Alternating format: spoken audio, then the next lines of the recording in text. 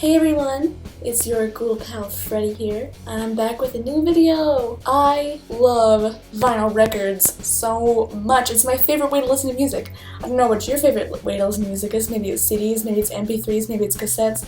Maybe you just like staying in a mountain waiting for someone to yodel. I don't know what your preference is, but mine is vinyl. I love it. I love the look of it.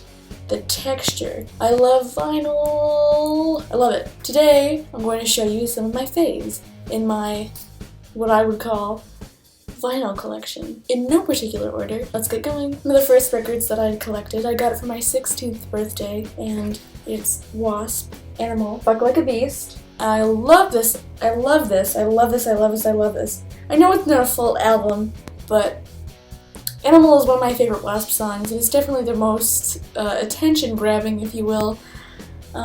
So I really wanted to have this, especially when I turned 16.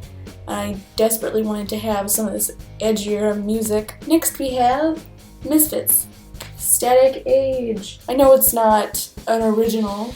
It's not an original print of anything. But it's still very special. It's very new. It just looks real cool. I love all the stuff on the inside. I love when records have something inside of it that you can look at. I love looking at more art. I love seeing a little bit of extra stuff. Then we have something that's very near and dear to my heart, Dead Kennedys. Fresh fruit for rotting vegetables. It's got all your essential Dead Kennedys songs. Too Drunk to Fuck, California Uber Alice, Holiday in Cambodia. What else could you want in a vinyl record? What else could anyone want? It's so great. It's so great. And if you haven't got it, get it. I got mine from, I'm a little ashamed to say Hot Topic, but get yours from somewhere where people won't make fun of you for it.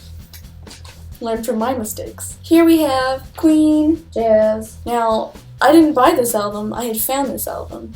It was in my basement. And no one in my family claimed it, no one said it was theirs, and there was this album, Collecting Dust, and it looked really gross when I first got it, when I first took it out. But I cleaned it up as best as I could. It has some coffee stains on it, and it had some cigarette burns, but I really added some TLC to it, and it plays just fine. There's no scratches, which is really, really amazing for the conditions that it was in when I had stumbled upon it. This album, it was the first album that I got at a record store day.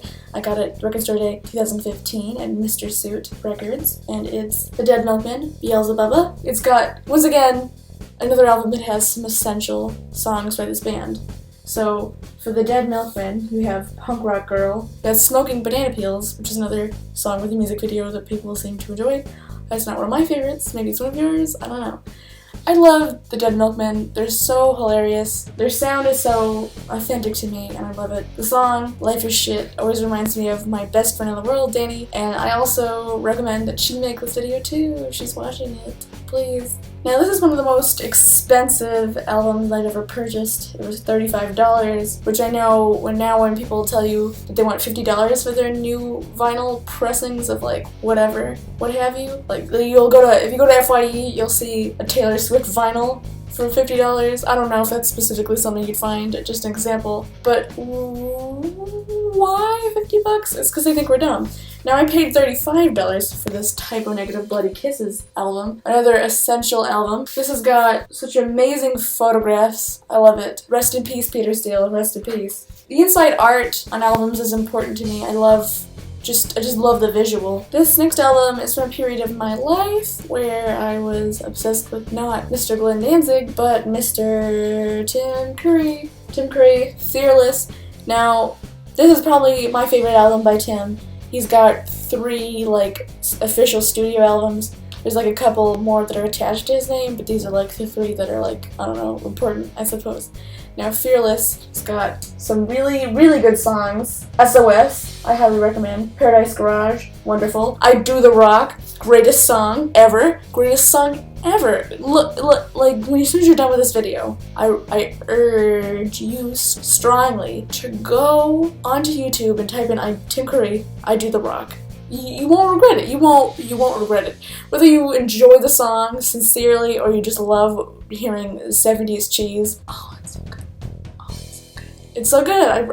You won't be wasting your time. If it is, you can comment on this video and be like, you wasted my time, you evil snail. And I'll say, ain't that just the way? That's what I'll tell you. Here's another basement find of mine. Now, this is Dead McLean, American Pie. Now, I love Don McLean. I love his music. He's such a wonderful songwriter.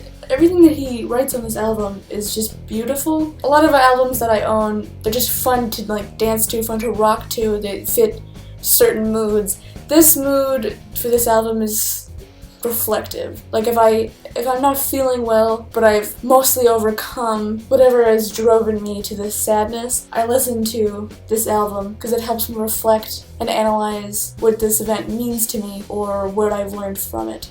Now this has Vincent on it, which is really good. I mean, you got the title track, American Pie, which most people know, but you also have Babylon, which is another really good song. I understand that he's problematic. I have just now become to learn that apparently he's not a wonderful human being, but he is a beautiful songwriter, and they can't take that away from him. Some people will try, I assume, but I don't think they can. Here's a record that someone gave to me by mistake. They gave me a whole bunch of pile of records. I didn't know this was in there, and then they told me they wanted to take it back, but that I could still have it. So this is Michael Jackson's Thriller, which I love very dearly, and it is signed by Vincent Price. So I keep this in a special place as to not have any more damage come to it. What I like about it is that it's kind of there's like a companion album. So you have Michael Jackson's Thriller, then you have Paul McCartney's Pipes of Peace, which go together very well, I feel. Then you get The Girl Is Mine on here, and then if you go over to Paul's, you can get Say Say, and it just brings together an era of time for Michael and Paul, I feel. There's a good collaboration on both their parts. Now we've come to the piece de resistance. This was the greatest record find I have ever had. Here we have Danzig 4. And the sleeve is popping out. Danzig 4. I can't express to you how much I love this album. It's so good. I say that about every single one that I've picked up, but it's true. These are good albums. Now, the secret hidden bonus track on here is my favorite. It's not on the vinyl record, but it's on the CD, which I own both, which is like, why do I need to have both? Because I'm a loser, that's why. You need I ask? You already know. I love the art. I love the art, I love the art, I love the art. The visual is always so good with Danzig, always. Now we've come into the very last record that I have in my pile. This one is just something that's really cool, and I wanted to save it to last because the visuals, as I'm continuing to harp on, are very unique.